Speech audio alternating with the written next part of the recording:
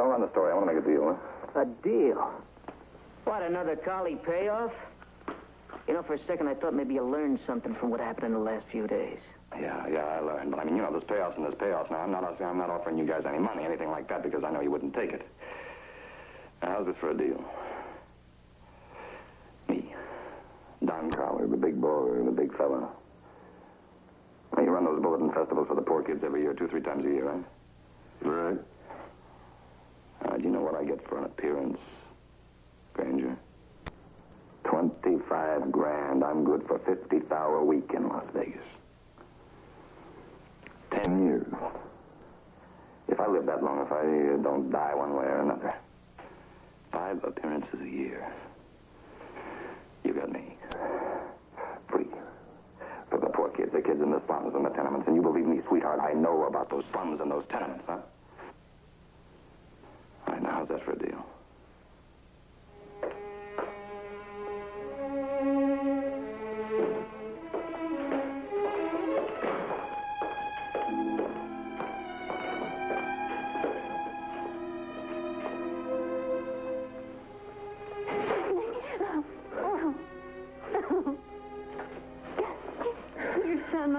Yeah, you left it by the phone. I always look by the phone. I just walked around, and then I took a few subways, you know, local, so it would take longer. Just to ride. And then I went home and I saw your note. I came to take Mrs. Burlett's home. All I want is to take my wife home and forget about all this. Yeah, you see, he wants to forget it. He wants to go home. He doesn't want you to put it in the newspapers.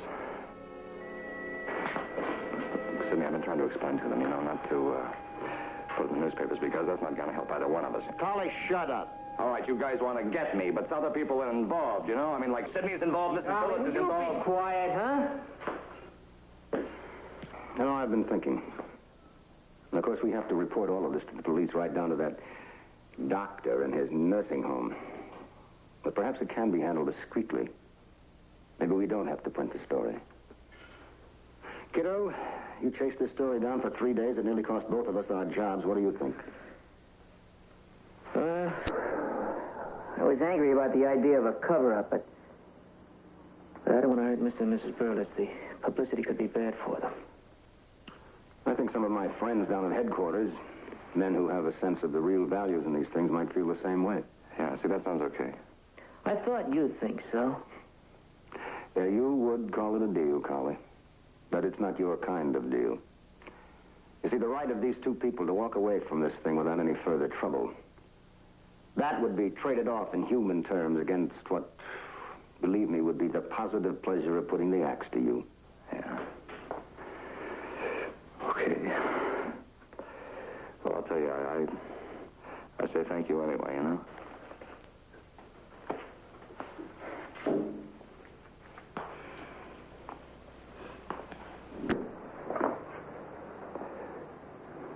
Sidney, Mrs. Burles.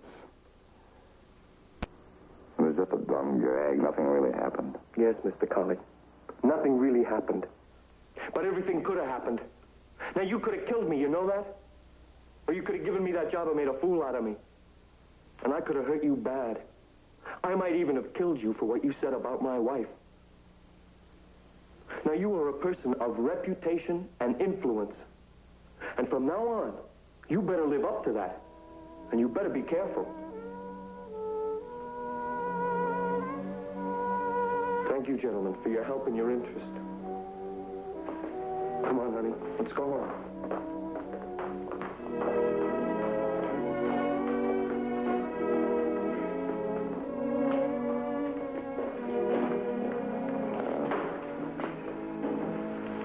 The offer for the kids. That still goes.